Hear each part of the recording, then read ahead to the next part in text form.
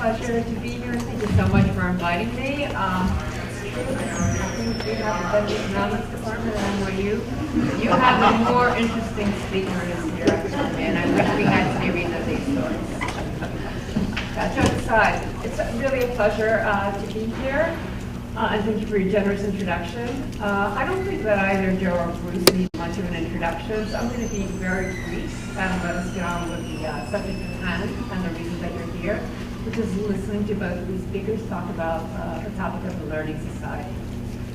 Okay, so very briefly, Joe Stiglitz, I think is known to all of you, in addition to winning every prize known to mankind in economics, including the Nobel and John Bates Clark Award. He's been a professor at numerous distinguished universities, has served on the Council of Economic Advisors during the Clinton administration. He followed this by becoming the chief economist and then senior vice president of the World Bank, a podium from which he greatly influenced the development debate. He has written numerous books, an uncountable number of articles and opinion pieces and scholarly pieces. And he's currently the university professor here at Columbia University, where he also founded the university's Initiative for Policy Dialogue. On a more personal note, let me tell you that my first meeting with Joe was in print. I still have a really vivid memory of this. I was a PhD student in economics here at Columbia. And I still remember being in the library at URIS and opening up this article called Pareto Inferior Trade, which translated to layman's language means that trade could make people worse off. And it wasn't so much that this was a radical proposition.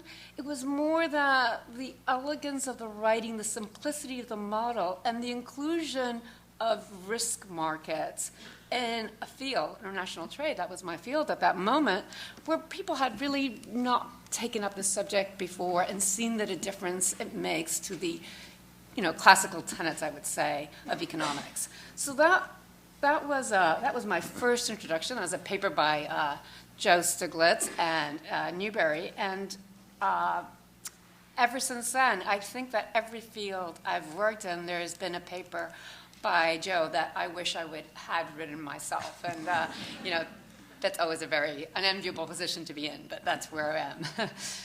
Bruce holds the Robert Hybern Professorship of Finance and Asset Management here at Columbia Business School. He, too, is a recipient of numerous awards, and he's obviously an incredible teacher. He's a winner of the Columbia University's Presidential Teaching Award, honors the best of Columbia's teachers for maintaining the university's reputation for educational excellence. Now, on his bio blurb, it says that he's been described by the New York Times, no less, as a guru to Wall Street gurus, which I think is a compliment, but I'm going to let you question him about that yourself, and I'm going to be very interested in what you find out. Now, Bruce and Joe have co-authored on several influential scholarly articles on the economics of imperfect information, and they've recently published a new book, Creating a Learning Society, a New Approach to Growth, Development, and Social Progress, on which this talk is going to be based. And today's talk, I think, is going to be building on two important economic ideas. I can correct me if I'm wrong. One comes from Bob Solow, from which we really understood that when we look at the growth of countries, what matters is not so much the accumulation of physical resources, such as capital, but rather technological change and technological progress play starring roles in that. And then the second strand that I think this builds us is on Ken Arrows, from which we have that learning, which is key to technological change and progress, often comes by doing, rather than by sitting in the library, by the way. Comes by doing, and from this factor can be the main driver of growth. Taking these as starting points, today the authors are going to ask and hopefully answer how looking at development policies and practices from the lens of these two building blocks, how policies affect accumulation of knowledge and foment innovation, and looking at them that way can change the nature of what we consider to be good development policies. So without any further delay, let me hand over the floor to the speakers in whatever... Okay, I'm going to start and do the promotional piece for the importance of this particular perspective in economics, and then Joe is going to talk about applying it in the policy arena to alter some truly long-lived but quite disastrous policy prescriptions that have been out there. If you want to know how important learning society is, really all you have to do is look at the single most important fact about human history that you are never taught in high school and probably have not been taught at Columbia. And it is simply this, that from Roman times, when we have the first good global data on human standards of living, until sometime between 1800 and 1820, there is no net increase in human standards of living.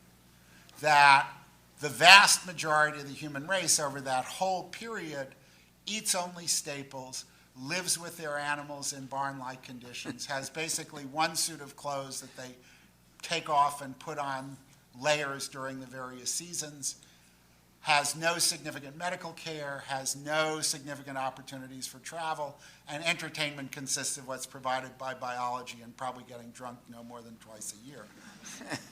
From 1820 on, there is this absolutely extraordinary change where people today uniformly, at least in almost, I would say, the majority of the world now, given what's happened in Asia, live better than this small crust of aristocrats lived historically. It is that significant an event. In terms of the evidence in economics, basically, when you look carefully at the microeconomics of this increase in productivity, that is the increase in productivity at a detailed level, what you find is all those diagrams that were drawn for you about firms maximizing profits and minimizing costs and economies being on the production possibility frontier have nothing to do with reality. That if you look at almost any industry, at any firm within the industry, that is looking at firms within the industry, or you look at functions within firms as narrow as issuing a bank cash card, the most efficient firm in that industry typically does that task or operates its business at a third to sometimes a half the industry average. That means that almost all firms, almost all the time, are way inside the production possibility frontier. You see that in lots of other ways. I mean, if you look at the firm level, productivity growth is incredibly episodic. So you can get years in which firms will cut costs by 30% and years in which firms will let costs go up by 12%. That's not something that should happen at all in a world of theoretical economics. So when you look at the evidence, it should be clear that where the big payoffs are to improving the human condition are generating these changes, these improvements in operating procedures that take place every day, and they're not in running markets to basically assure that the marginal propensity or the marginal utility of goods are equal to the marginal cost of production, that it's not the static efficiencies. That's what you saw between 0 AD and 1800. It's really these dynamic efficiencies that matter. The second important thing I think to understand, and that's really why you talk about a learning society, is that the standard stories are all about Thomas Edison or Galileo or historic scientific figures developing knowledge. It is not knowledge development that matters. Knowledge development actually in this history that I talked about really starts to take place dramatically in the 17th century. That it is the diffusion of knowledge that matters. And the reason you almost certainly know that that's true is that if you look around the world, there are extraordinary variations in standards of living. They are not associated to any significant extent, especially where you compare the formerly socialist economies who did a lot of capital formation with investing in embedded capital. They are really based on differences in the ability of individual societies to put knowledge to work. You see that most dramatically, obviously, in China and in some of the other formerly socialist economies after they reform. But the main point is that the knowledge that these economies and firms and institutions within these economies are putting to work is globally available. You can buy the same textbooks that you read anywhere in the world. You can get the same scientific journals that new discoveries are described in anywhere in the world. There's not a lot that's very secret. And actually, if you look at the firm level, when firms really have very successful projects to improve productivity and reduce costs, they tend not to use very advanced technologies. It's not the breakthrough technologies that matter. It's seasoned technologies that are 5 to 8 years old. So it's not that you don't need the creation of new knowledge, because sooner or later, obviously, if you didn't have it, you would exhaust the existing supply. But what matters for economic and social performance is taking advantage of the knowledge that's out there and diffusing it in those economies. And again, I think the empirical evidence for that is just so painfully obvious, it's bizarre that nobody focuses on that. The third thing I think that is clear when you think about it is that adoption and diffusion of knowledge takes place not in markets, but in institutions. Government institutions and private institutions. So having big firms that in particular are stable so that a knowledge base doesn't erode over time or disappear when the firm disappears is absolutely critical to this long-run development, and is probably much more important than having a firm that is forced to face rigorous competition in a market environment. Having government institutions that you're able to support, that is, having firms that you can tax to support schools, other training institutions that prepare people for running the operations that improve over time, is absolutely critical. So one of the implications of this clearly is that to the extent that markets by themselves are unstable, and I think we have a lot of evidence of that, certainly since 2007, interventions that you cannot justify on sort of historical, traditional economic theory grounds that provide for added stability in economies have extraordinary amounts of value. The fourth thing about this is, and this is in deference to the importance of Raquel's work, is that culture clearly matters. Now, incentives matter. If you don't think that incentives don't matter, that's just wrong. It's just that they're not everything that's at work. The reason you know incentives matter is there was an extraordinary experiment done after the Second World War, where there were North and South Korea, Poland and Spain, Czechoslovakia, which was richer than Austria before the war, is separated from Austria, and so on. And around the world, it is a disaster to have been on the wrong side of that divide where the incentives were not set right. But also culture matters. There are lots of, quote, market economies that don't work nearly as successfully as other market economies. One of the extraordinary things that you see about the economies in Asia that develop versus the ones that seem to have much more difficulty, like Russia, is they have very successful diaspora populations that, when they carry that culture around the world, tend to do very well. And you see that as an important cultural dimension. So institutions, culture, and stability matter a lot. And the last thing that I want to say, because I want to give Joe plenty of time, is that there are also enormous implications here about education.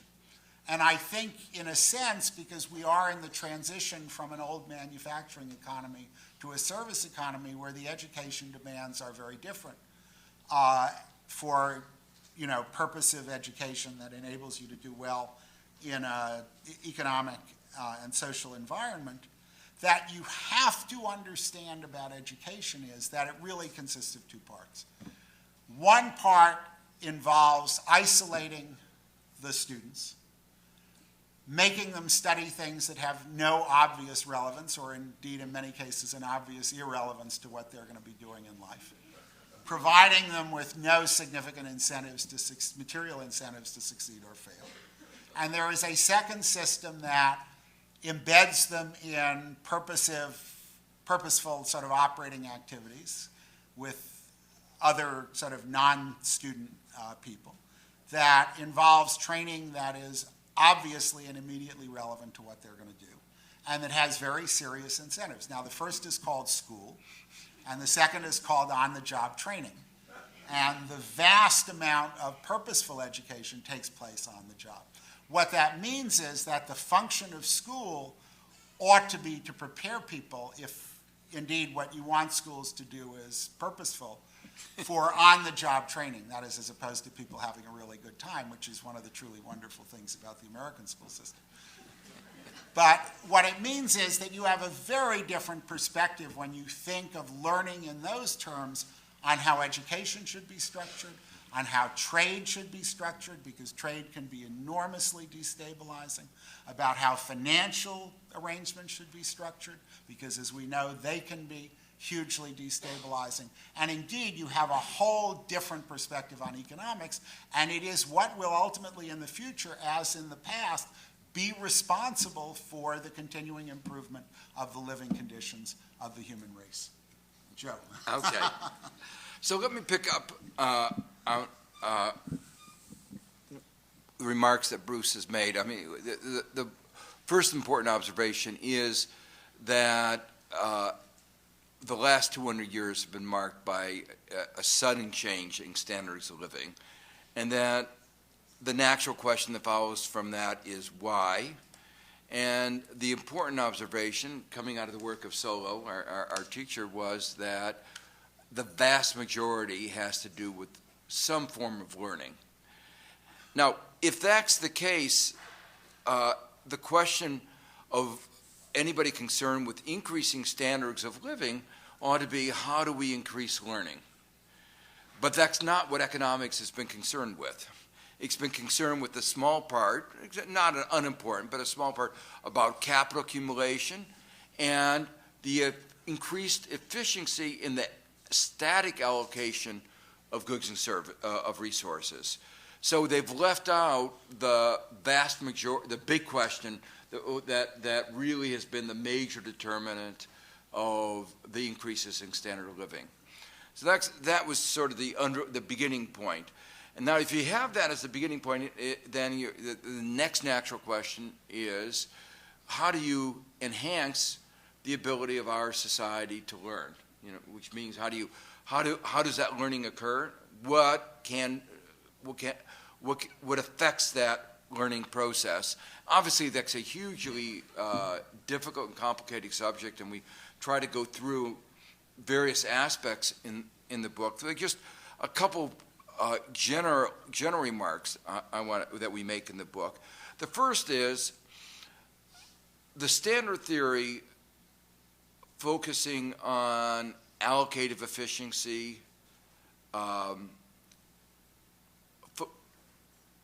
the basic idea of Adam Smith was that markets were efficient. And if you look at the Arrow and DeBrew gave the proof of Adam Smith's conjecture about markets being efficient. The notion of markets being efficient was they were led as if by an invisible hand to the well-being of society.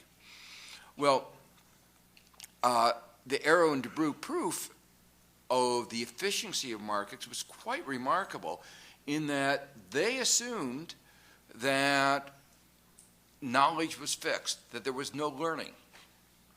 So the standard paradigm on which a lot of policy is based begins with a theory that says knowledge is fixed, there's no learning. Really quite remarkable. And one of the papers I think that Bruce and I are most proud of is a paper where we showed that the reason that the visible hand often seems invisible, or so often seems invisible, is that it's not there. That the market is in general not efficient. We did it in the context of markets with imperfect information, markets with imperfect risk markets. But one of the insights is that information can be thought of as a particular kind of knowledge. It's information, well, we use the word information, it's knowledge about a particular thing, We're talking about a much more broad notion of knowledge of how do you produce things, which is a broader concept, but really has some of the same framework of understanding. And so that theorem that the market is in general not efficient when there's imperfect information is also true about knowledge. That there is no presumption that markets on their own will be efficient in the allocation of resources to the production of knowledge to in any aspect of economic activity where learning is involved. So to give you one specific example, one of the issues we focus on, one of the ways people learn is they learn by doing, by producing. Now that means that when you think about the value of producing, it's not only the value of the goods and services that you're producing, but it's the value of the knowledge that you get, the learning that you get, that lowers your cost of producing in the future. And the question is, does the market solve that problem efficiently? And a lot of our book is devoted to an analysis of that broad issue and to say, no, it does a miserable job at doing that. Now, one of the areas you should know that Bruce and I disagree about a lot of things, and it's quite remarkable that we've written so much together, given our fundamental differences. You see, I think we only disagree about one thing, Joe, but go ahead. Yeah, well, the one thing where we disagree, I was just coming to that one thing, which was we agree that markets don't work very well. I'm an optimist, and I think that governments can make things work better. And Bruce is a pessimist.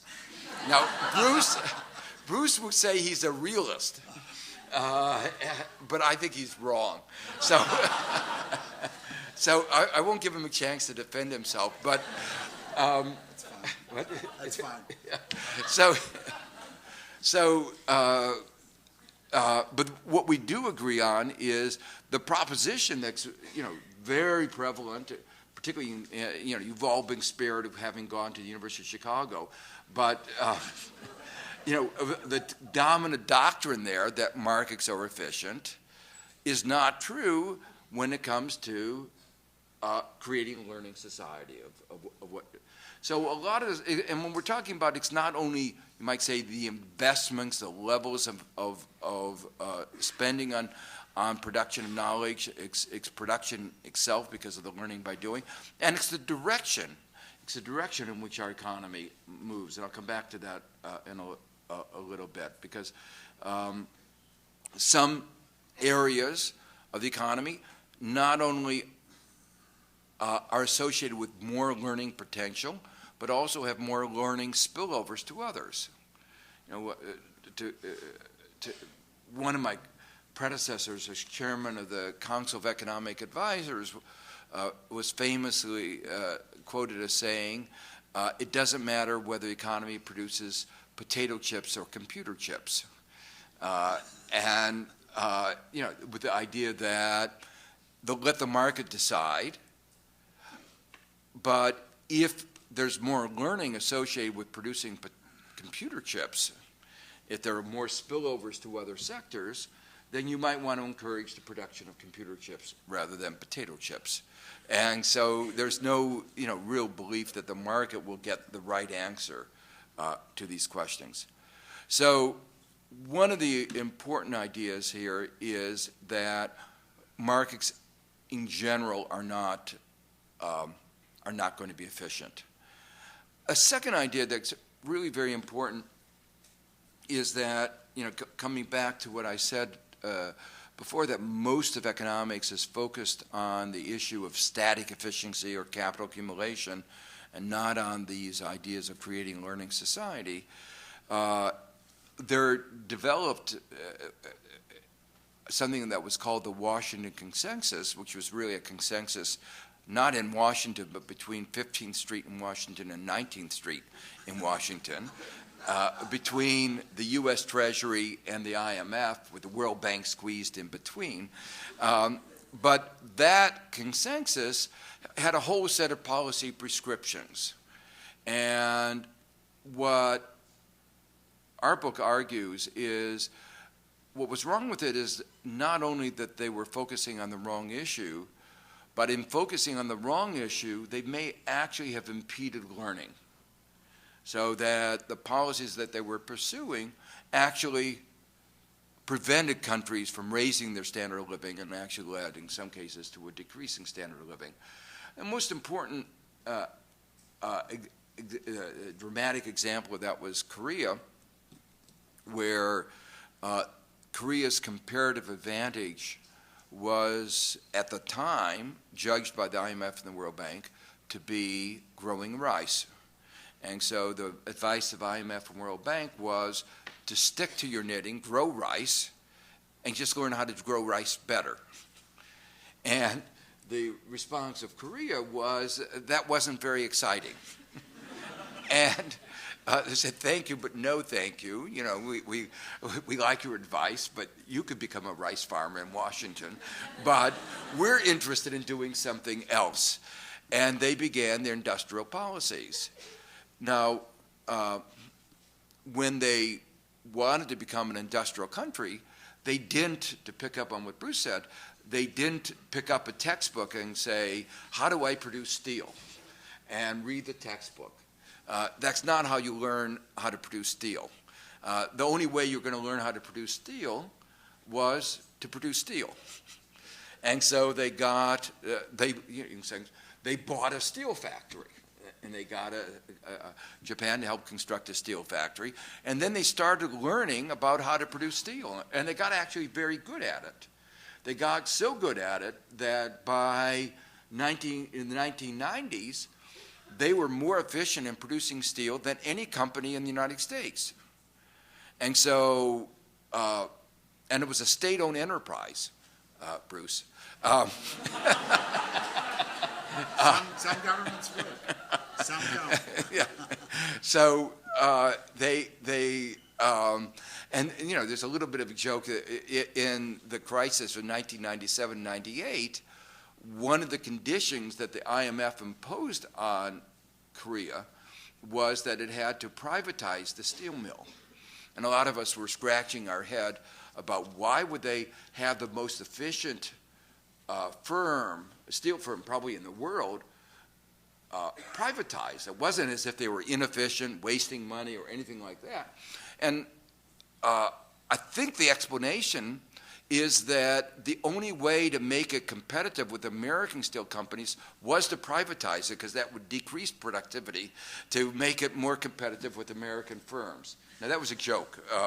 That was not actually what. But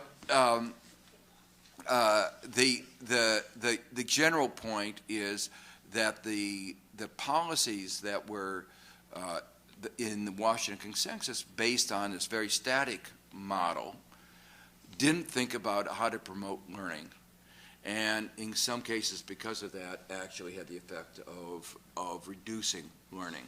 Another example of that was their education policies. They focused on, and for good reason, let me say, they said these are poor countries. We're concerned about equity, fairness, and most of the people are poor. So let us just support primary education. So they put the vast majority of the resources into primary education. And you say you could understand that. But the problem was that if you want to become a more modern economy, become more advanced, you had to have people who were able to learn. And a sixth grade education does not give you the basis of absorbing advances that are going on in the rest of the world. So one of the ideas of creating learning society is you have to have people who have at least a level of education that can absorb the knowledge being created elsewhere. So we succeeded at the World Bank of changing the focus from just primary education. Primary education was still going to be important, but also creating universities and ways of absorbing knowledge to help transform their society. So those are really the two of the basic ideas. The markets are not in general efficient, and that there are often trade-offs between the kinds of policies that maximize static efficiency and those that maximize learning, and that if you want to create a learning society, you have to focus explicitly on learning. Implicitly in my discussion of Korea, I talked about industrial policies. These are policies within any country that are designed to promote particular sectors or particular modes of production, particular production processes. And there's been a long-standing debate about the role of industrial policies, whether they're desirable. They've been criticized on the negative side, people saying you shouldn't be picking winners, and that's not the role of the government. I give the example just, of the view of potato chips versus computer chips. But one of the points one has to understand is that markets don't exist in a vacuum, and that any market economy operates under rules and regulations, and those rules and regulations shape the economy whatever we want, whatever we think about it. The nature of our education system, how we spend money, shapes our economy. The way our infrastructure, if you don't build ports, you're not going to be able to export. If you don't build roads, so that every decision of the government, and the government's always going to be making decisions, shapes the economy. So, for instance, one example is in the United States, we had an industrial policy. Industrial policy, let me explain, isn't about industry, even though it sounds like that. Industrial policy is a policy that shapes the economy, and it could be away from manufacturing or towards manufacturing. It's an attempt to shape it. So U.S. has an industrial policy. When we had a bankruptcy law that said that if a company goes bankrupt and can't pay its debts, the first claimant are the derivatives, the risky products that led to AIG collapsing. Those are the first claimants. That's an industrial policy because it says that those kinds of activities get precedence over others. When we have a bankruptcy law that says that student loans can't be forgiven, even in bankruptcy, that shapes the willingness to undertake those kinds of investment decisions. So the point I'm making is that the United States has an industrial policy, even though we don't use that word. Every country has it. And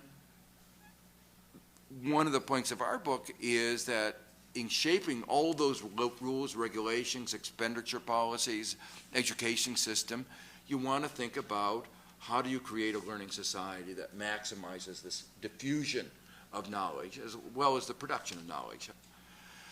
So one specific example that we have a chapter on is intellectual property. And intellectual property, long been recognized as an important part of an incentive structure. It's in the Constitution of the United States as an incentive to create knowledge. But an intellectual property regime also has an aspect of hoarding knowledge. It privatizes knowledge. It means that something that was publicly available becomes private. And so there's always this kind of tension between providing incentives on the one hand and providing access to knowledge, the ability to knowledge to disseminate, and a good intellectual property regime tries to balance these various concerns. And the big debate right now in the United States and around the world is have we gotten that balance right? So there's concern that, for instance, one of the important laws that was passed in the United States is called the Bayh-Dole Bill, that allows universities to get patent rights on knowledge that's produced within the university. And the question is, what effect has that had in some universities in changing the open architecture of a university. The nature of a university is that people talk, but once you say there's money there, people talk a little bit less. And the question is then, how do you balance that? There are lots of other details of the intellectual property regime that affects access to knowledge. One of the issues in the debate on intellectual property is that almost always some patents have the characteristic that they privatize knowledge that was previously public. It's called the Enclosure of the Knowledge Commons. And just like an analogy to the Enclosure movement in the Scotland and England in the 16th, 17th centuries. But this is even worse because it's public knowledge, a public good. Knowledge is a public good, and you're enclosing it, you're restricting the use of knowledge. There's a concern that process leads to less access to knowledge and therefore less innovation. So that's an example of where the debate is. It's a more complicated debate. We can have a whole issue, but for instance, to get where one example of where even the U.S. Supreme Court has come out on the right side. It's an unusual thing these days, but was on the debate on the BRCA genes. We had a human genome project, a global project for producing global knowledge, public good, which was to decode the human genome.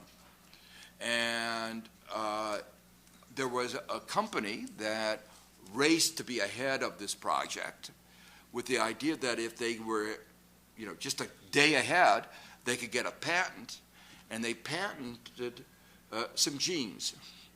And you thought you owned your genes, but they said they owned it. And where this was important is these two genes, the BRCA genes. If you have those two genes, the probability of getting breast cancer is over 50%.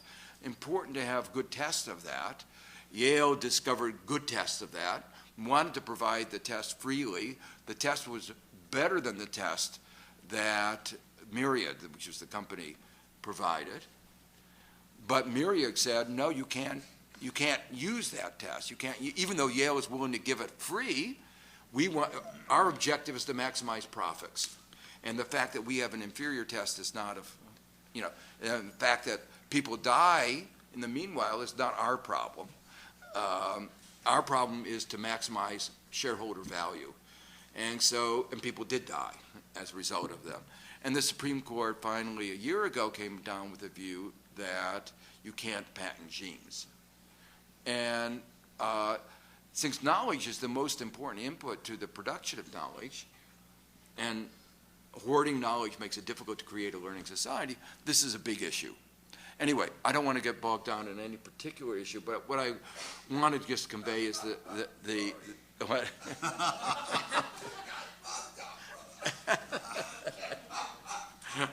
Okay, so the point I want to make is that the book tries to provide a framework for thinking about lots of different policy issues, and that I think is a different perspective from the framework that has been traditionally used. Okay?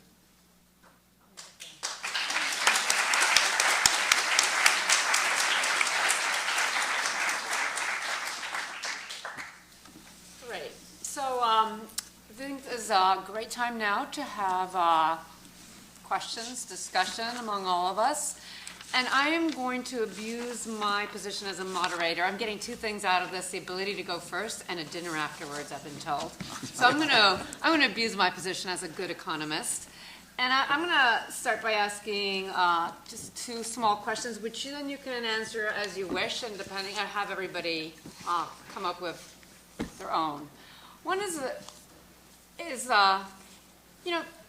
I'm completely sympathetic and in agreement with the criticisms of Washington consensus policies.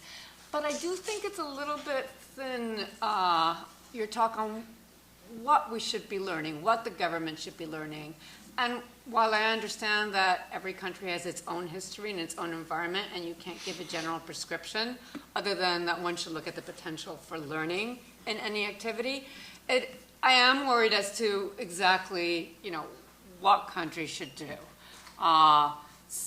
The other place where I guess I'm a little bit worried, and here maybe I'm more in agreement with some of Bruce's potential concerns, is the lack of political economy in this view. And there's a lot of political economy when it comes to thinking about the Washington consensus.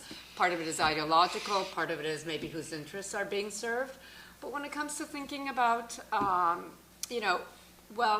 basically recreating infant industry arguments, are we not worried that these governments will also be captured by particular special interests?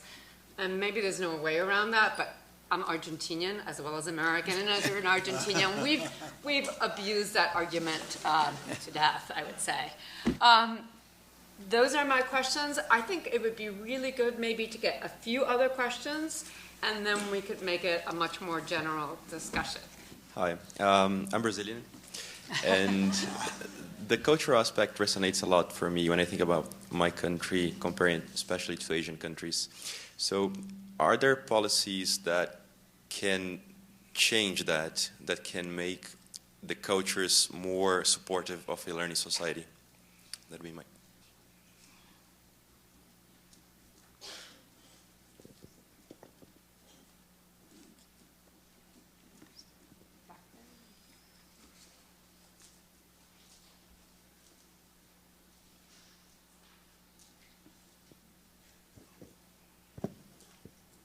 First off, thank you for a great lecture so far.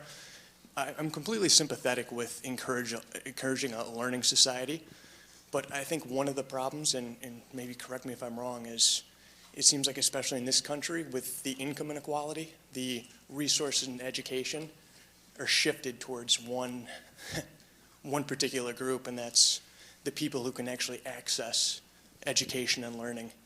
I guess maybe could you shed some light on, do you think those two are related issues?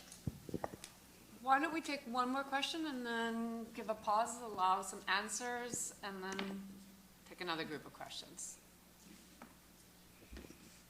You spoke about intellectual property rights and patents, and in particular in relation to healthcare. If businesses can't get a patent on something, how are they going to have an incentive to enter the market? But then if they are the only producer of something, especially with healthcare, we are talking about life and death scenarios, in particular with like drug shortages, for instance. What is the balance there in encouraging people to develop something, but then also making sure there's not a monopoly? Do you want to start? All right, let me start. On this issue of what policies do you want, I think that the heart of your point, Raquel, is you want local policies. If learning is important, learning is institutionally and culturally dependent, then it's got to be local policies. And to give you an idea of why it's going to be very hard to do from the outside, if you look at privatizations and you look at telecom privatizations, turns out that if the country had a really well-functioning public telecommunications system, privatization didn't really help at all. If it had a badly functioning telecommunications system, privatization led to huge gains. Australia had a badly functioning public telephone system.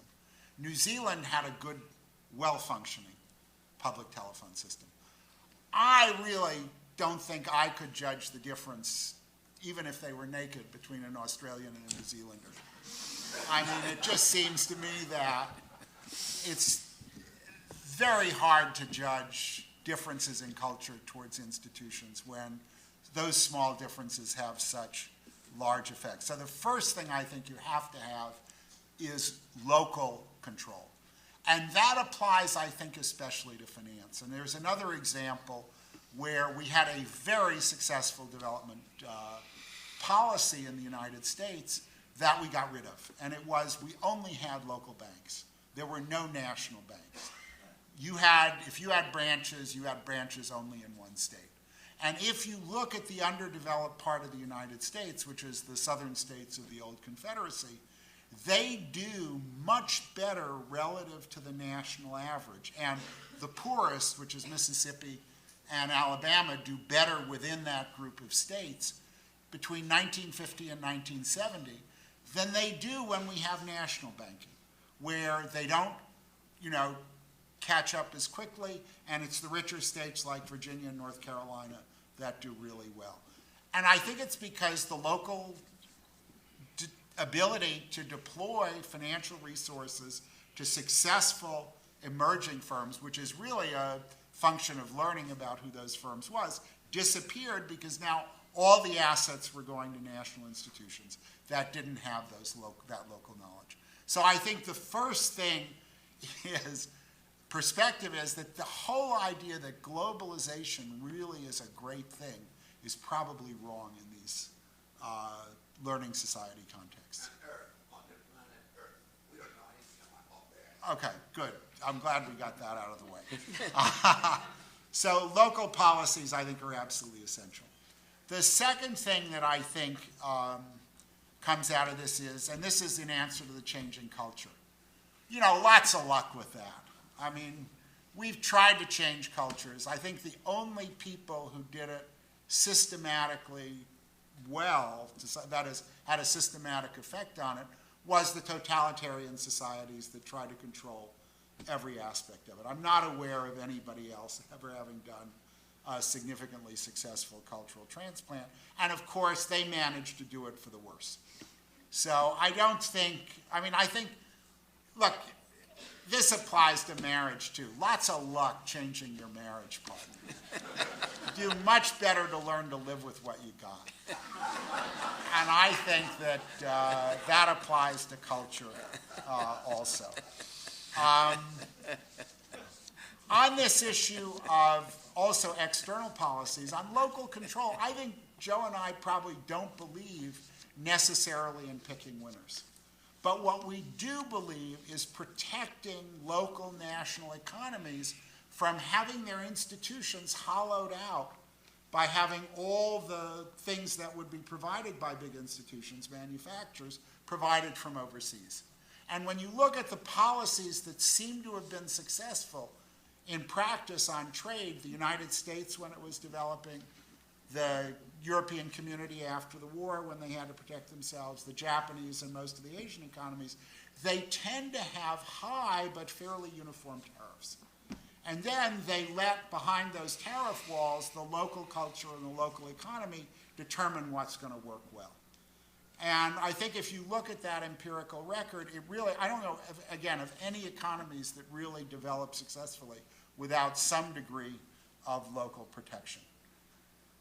On education and income inequality, that is a brutal problem, but I think it's much worse than you probably think, because what's happened is that, and here I'm going to quote Joe against himself, I actually talked about education at a World Bank meeting, and they said, oh no, education is not what matters.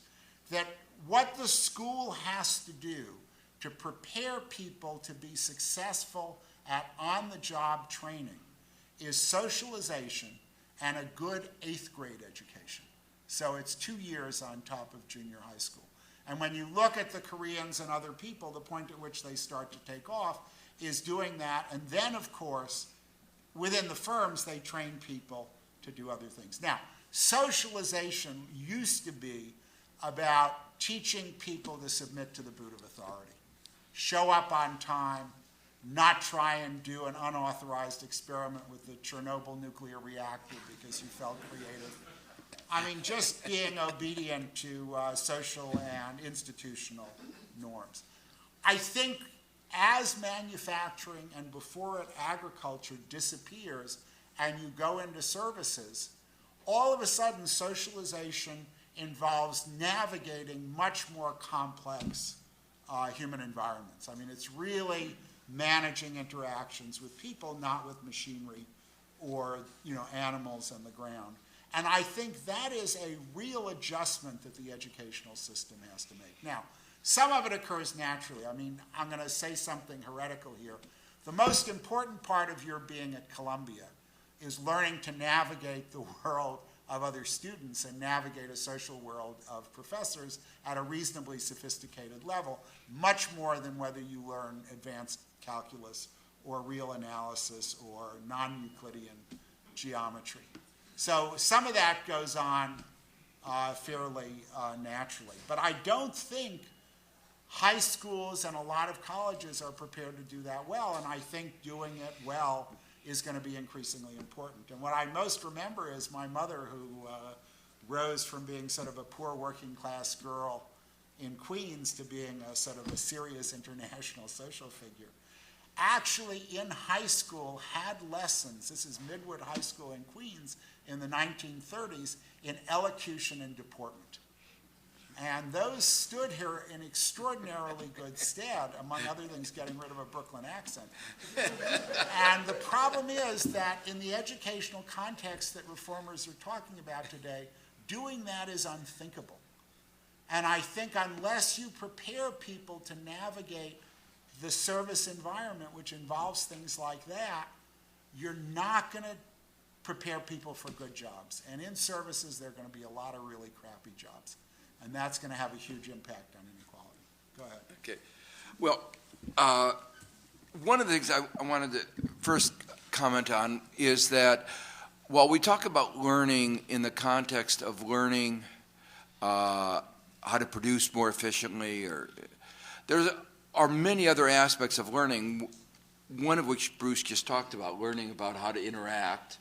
There are other aspects, learning to create institutions that work, like central banks that function, even learning about industrial policy. So this is partly an answer to the question.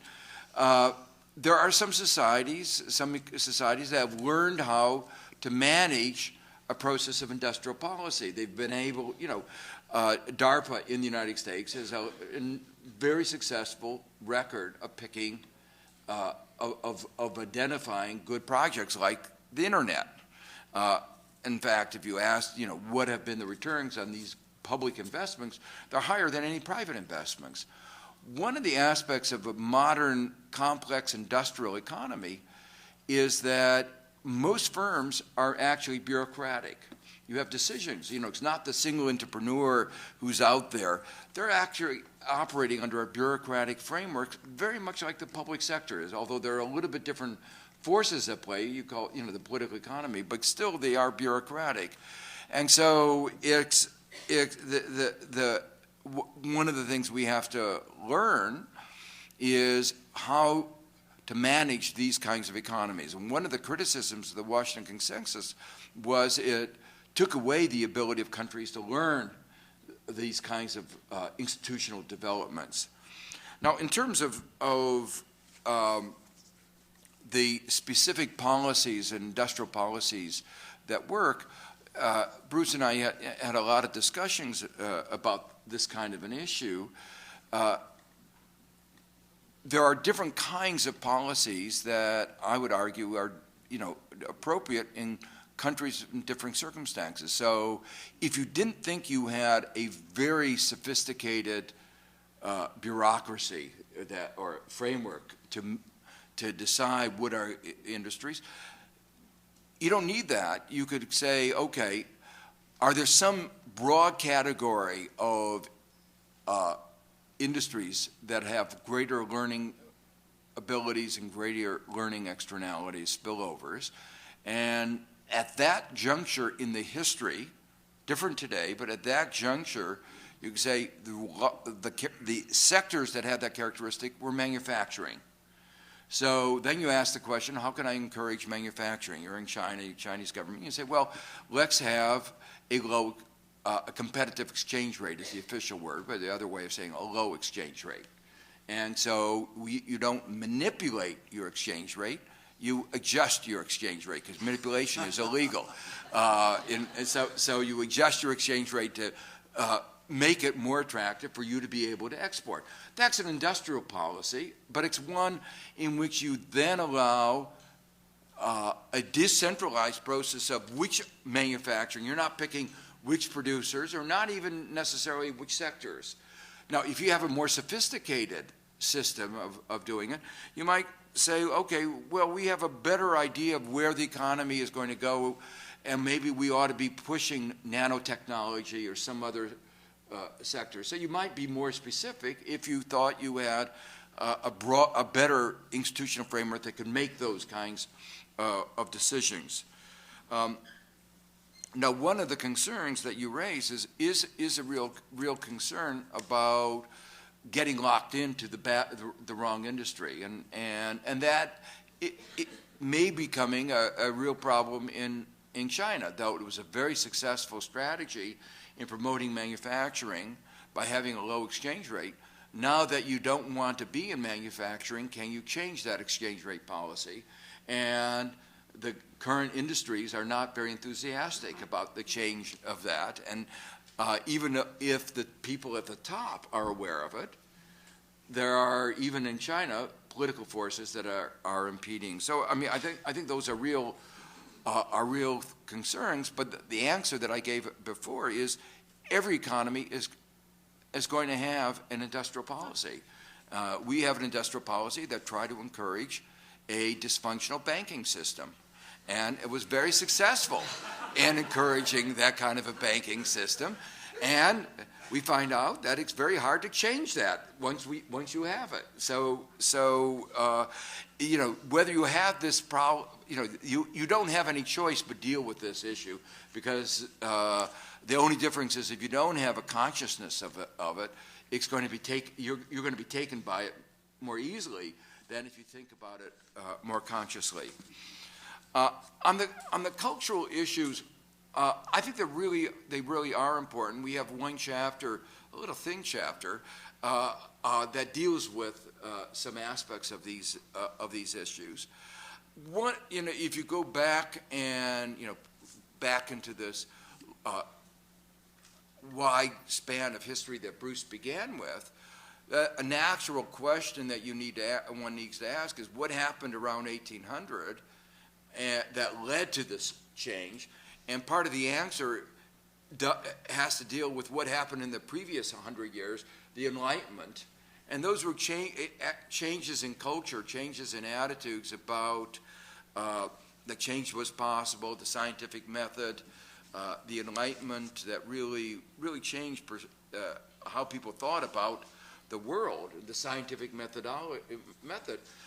I'm actually more optimistic about the ability those are ideas that can be learned. You know, that we often have to relitigate the Enlightenment in the United States. I mean, it's not a victory that doesn't go unchallenged, but it is something that is an aspect of our culture, and that other countries can adopt it. And in some places of the world, there's strong resistance to these ideas. I also agree very strongly with both the question and what Bruce said about the changing nature of our society, the impact of that on access to education, access to the knowledge, to the learning that is going to be so central to creating a learning society. I want to be a little bit more, Bruce emphasized that there have been changes in the nature of our economy that imply that what is to be learned has changed. And I just want to emphasize that actually the changes that are going on are even more unsettling than that. For instance, he emphasized the importance of on-the-job training. The incentive of firms to provide on-the-job training is changing. When you had somebody that got hired at General Motors and stayed there for 30 years, they had an incentive to create a GM Institute and to do a lot of on-the-job training. If the expectancy of being on the job is like on average 7 years, but more and more like 1 year, providing on-the-job training is going to be more difficult. It's going to be different in any case. And here there are some interesting innovations, the creation of things like Coursera, where you can get, right now, free online education, putting more of the burden on the individual and less on the employer, still, and halfway in between, because it's motivated. The individual will see the connection between their work, but the burden is placed more on the individual. I think those are going to be part of the changes that are going on in creating learning society. And one of the interesting aspects is that this is being available now throughout the world, that these online courses are bringing access to the best teacher, some of the best teachers, everywhere. And so that I think is going to have an impact on the dissemination of learning process. And the final question about IPR, as I said, you need incentives. The question is in not only health, but in lots of other areas. The question is the best way to provide it, keeping open the framework of learning, access to knowledge. Now, there are many ways that knowledge gets produced. I happen to think that some of the most important knowledge that gets produced is produced at the university. And that was self-serving, but yes. But it is true at the same time. Basic research that comes out of universities is basically not motivated by economic returns. It's motivated by peer recognition, quest for knowledge, a whole set of other social motivations. And I think, to the extent that, basic research supported by the government, I think is the most efficient way of producing knowledge and has a very strong track record. If you look at what is going on in most of the drug companies, what do? They take basic research that's already produced in the universities, and they go on to the next stage of development and then finally into testing. But that testing process is really very conflicted. You have somebody who has an economic interest proving that the drug is safe and efficacious. Who would design a system like that? So there are proposals to have alternative ways of producing in the healthcare sector.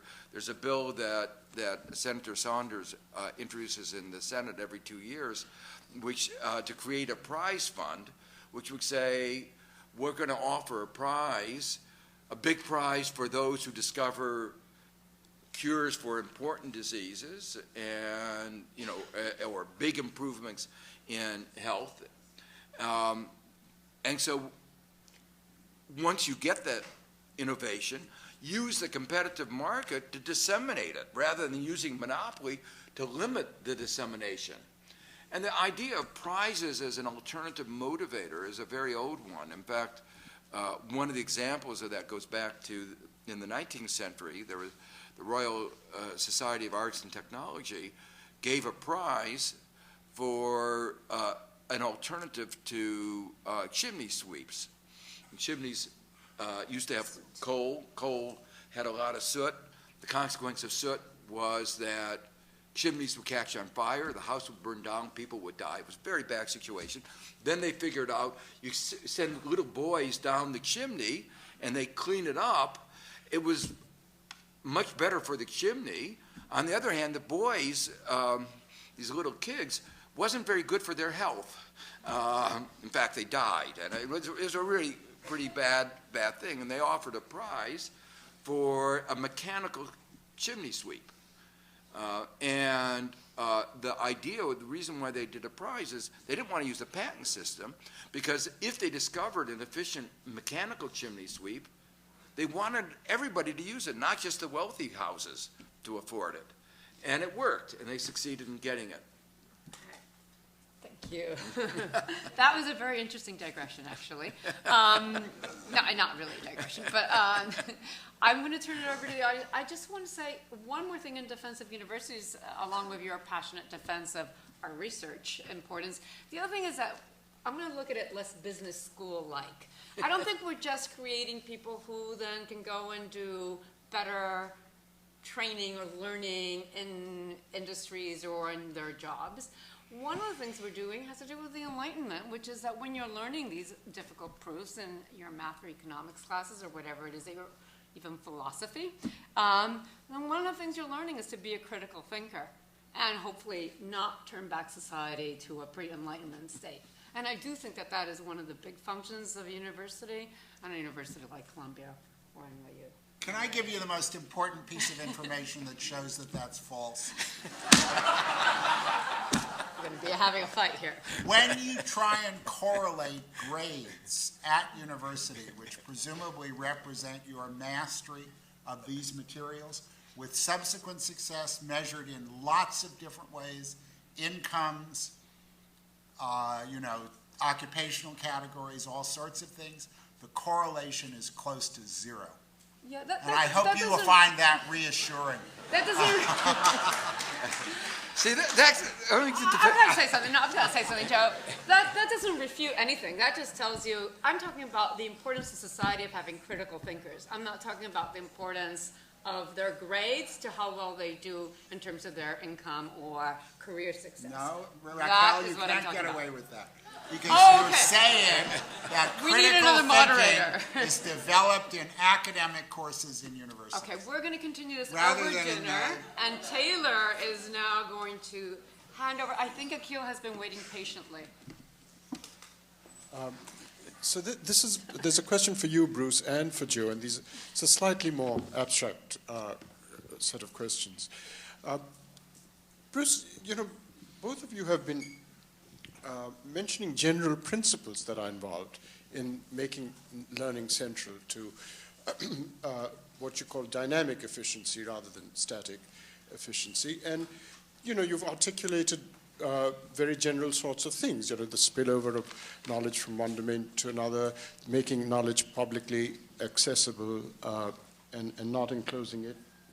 You've talked about learning how to reduce the cost of production as you produce. So these are perfectly general principles, and they're general enough and abstract enough that one would have thought they should apply, say, to agrarian economies before 1820 as well. Given their generality, it isn't as if they are restricted to a kind of economy that emerged after 1820. So I'm just curious about why you make such a deep distinction between earlier agrarian economies and later ones when the principles that you articulate are actually general enough and capacious enough to apply to both. So is there something, is it just a matter of degree, or is there something that you want to say is qualitatively different? Okay, so let's... So that's one question for you, and then I'm going to ask a question for Joe and hand over the mic to. Joe, you talked of the enclosure of the knowledge commons, and I'm just curious. This question of the commons, as you know, has been taken up by Elena Ostrom and so on, and she is very keen on addressing a kind of difficulty that's raised for the commons idea that comes from this article on the tragedy of the commons, and that's really turns on something like a multi-person prisoner's dilemma. Basically, that's what the issue is. And it seems to me that the commons of knowledge doesn't seem to have any susceptibility to that kind of difficulty. I mean, whether the difficulty is a real difficulty or not is not what I'm stressing, but it just seems to me like, unlike, say, cultivating land or fresh air commons or something, the knowledge commons is not even susceptible to that difficulty. Yeah, maybe a few more questions. Hi. I was just hoping, I'm hearing you guys talk a lot about the United States, and I was hoping you could bring this to a global scale and maybe talk about how it would apply to people in low-income countries or developing countries or whatever terminology you would like to use, who maybe don't have the safety nets to experiment with like long-term learning because they are trying to just get by day to day, and selling potato chips will bring them a higher income that day versus learning, longer-term learning outcomes. And, does that make sense?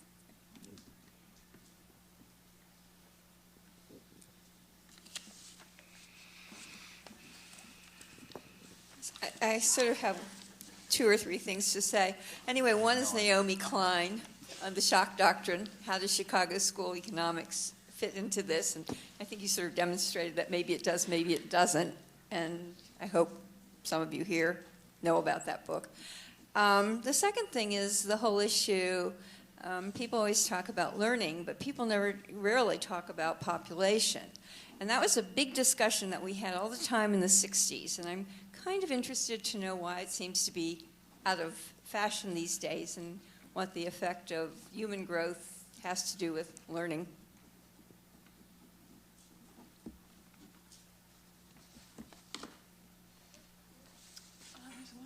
Let's do one more, and then because we'll lose the thread if we.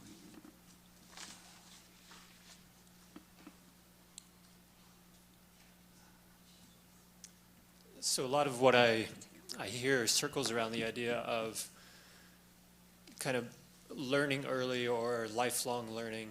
And my question is about what is the best vehicle to promote that type of learning in terms of what is the deeper incentive for people? Because I've tended to thought that the deepest incentive is for people to look for happiness in the things that they do. And if you can develop and try to facilitate people creating things or pursuing the arts and things like that, then you're going to have a lot of learning that happens with that because you're tapping into a deeper motivation. So it's a little bit apart from institutional learning and or formal education, and it's a lot about facilitating that type of people's own pursuit of what they think is going to fulfill them. Okay. I think that the question about subsistence actually, and your question, Akil, are essentially the same, which is that when you have decentralized, small, non-communicating craft and agricultural institutions that are very evanescent because they're very close to subsistence, there's not a lot of learning that takes place because it takes place cumulatively and it takes place in communities. I think that's why the countries in Latin America, like Argentina, that don't industrialize during the war and remain agricultural communities and don't develop these big industrial companies with the big plants where there are people studying with big economies of scale the processes and so on, it just doesn't take place in that environment.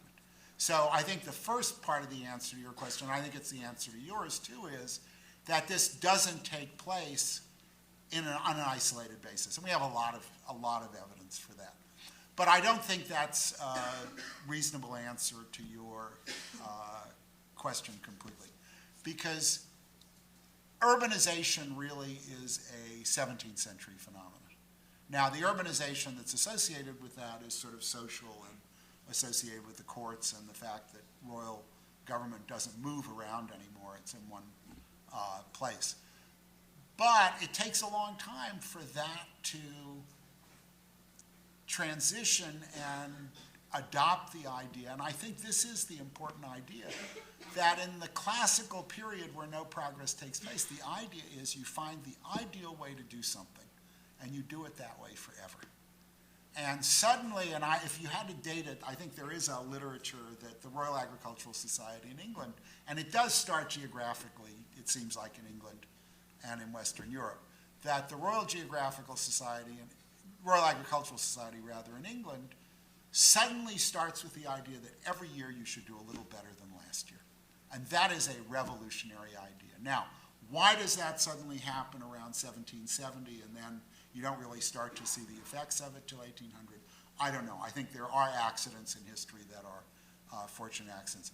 But the fact that it's not going to happen in subsistence level, decentralized, agricultural and craft economies, I think, is clear, and we're going to have to subsidize those economies in some way or other, or they're going to have to subsidize themselves to get out of this trap and create these agglomerations that then develop. I'm going to leave the commons issue to Joe.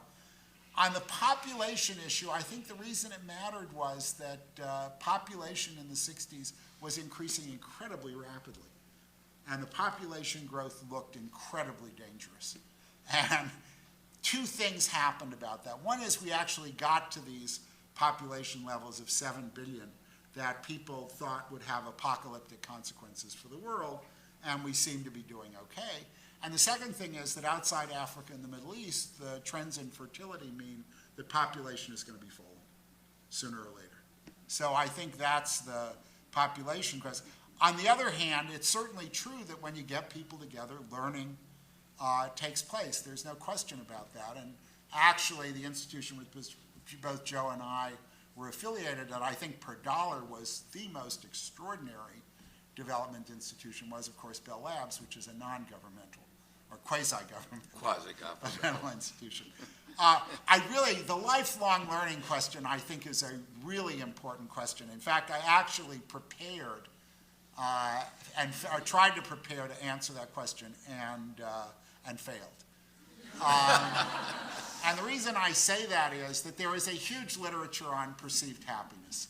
And the literature on perceived happiness is that up to a certain level, material goods matter, and then they don't seem to matter a lot anymore.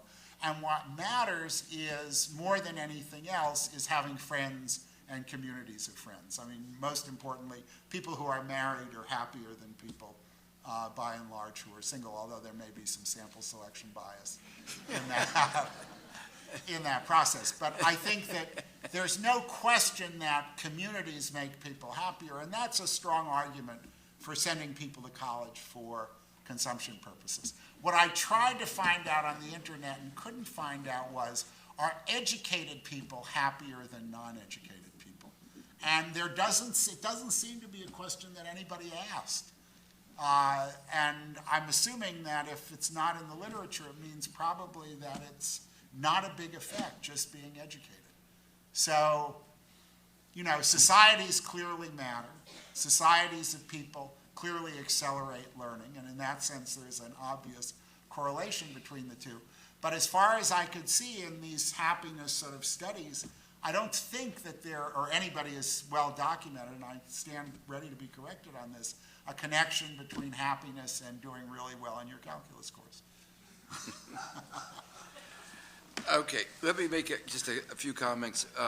First, I think the point that Bruce emphasized on the fact that agglomerations of people together are important in the learning process it is clear. And isolated farmers are not likely to interact in the way that's important. And that's why you have universities, that's why the Enlightenment occurred in cities like Edinburgh, that it wasn't, it was in the process of urbanization after those cities got formed that you had the burst of the new ideas that were so important in this learning process. On the question of the knowledge commons, a really important point. For those who didn't, the issue of the tragedy of commons was that you had something like a fishing stock, a lake with a limited number of fish. And if you didn't privatize it, if you didn't control it, everybody would try to take out all the fish, and then the fish wouldn't be able to reproduce, and everybody would be worse off. That was called the tragedy of commons. The point that Eleanor Ostrom makes is you don't have to privatize, you can regulate. And the broader point is there are a variety of ways of addressing these kinds of commons issues, and that goes to the point like public production of knowledge, like universities, that relying on the market, the enclosure of the commons is one way of doing it, but in this particular case, it's a particularly inefficient way. And that's because the fundamental difference between the commons of fish or the commons of the grazing, which were the traditional commons, was those are an exhaustible natural or a resource that if I caught the fish weren't there for you to catch. The nature of knowledge is, the fundamental nature of knowledge is what economists call a public good. If one person has the good, it doesn't subtract from the other. As Thomas Jefferson put it, if knowledge is like a candle, when one person likes a candle, it doesn't detract. When one candle likes another candle, it doesn't detract from the first candle. So that problem of limited resources is obviated, and that's why it's not an issue. But there is still the issue of how do you create, so let me say, so that creates its own problem. The equilibrium price of something that marginal cost is zero should be zero. But if you have a price of zero, you're not going to get a big supply. So the problem is, and that's the tension in knowledge, that if you made it fully open on its own and it had a price of zero, it wouldn't be produced. And so that the fundamental trade-off is, what are ways that we can have access to the knowledge and have production? And that's where you have public production of knowledge through public of basic research. But then when it comes to applied research, you try to design the optimal intellectual property regime, or the prize system that I referred to before. One of the aspects of low income, we talked about a lot of the issues of the Washington Consensus and how do you promote creating a learning society. Those were about developing countries, including low-income countries. But your question raised one important issue, which is related to what Bruce said. There's lots of evidence that people who are struggling to survive can't learn very well. There's a lot of literature that's developed about that if your focus is on survival, they send people into the grocery stores, and they're very good about knowing the price of everything good in the store, much better than rich people. They go in the store, they get the list, they can't remember a price of anything because price isn't important. So, and the idea is that your brain is being used for survival and not for learning. And so that's one of the reasons why variety of forms of income support redistribution goes back to the income inequality issue, actually are important for learning. If we have fewer people at the bottom and have more equal society, we may have a society that can overall learn better. And there are other aspects of having a very unequal society where you have more stress. Stress is bad for learning in general. And so there are lots of these social aspects of construction of society that affect the nature of the learning society. The final question I thought was really good, and it really goes back to, a little bit to the question that Raquel asked, which was, Bruce, being in the business school, has a view of education being very oriented to success in the market economy. And some of us who were more still believe in a liberal arts education believe that even if education leads you to be unhappy because you're asking questions even about yourself, it may be a good thing. We don't know how to actually judge whether it's a good thing. We believe it almost as a doctrine that it is a good thing.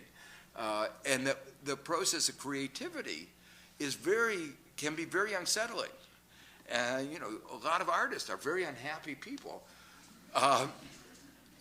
Do we want to say you shouldn't be a creative person because it might make you unhappy? I don't think so.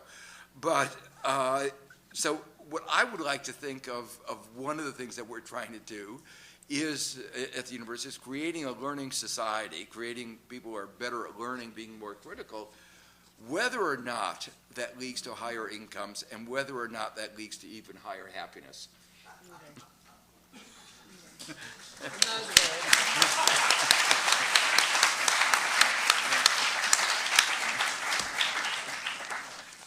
I think this is an excellent way to conclude what has been a very stimulating discussion. I'd like to thank both of our speakers. Can we give them a round?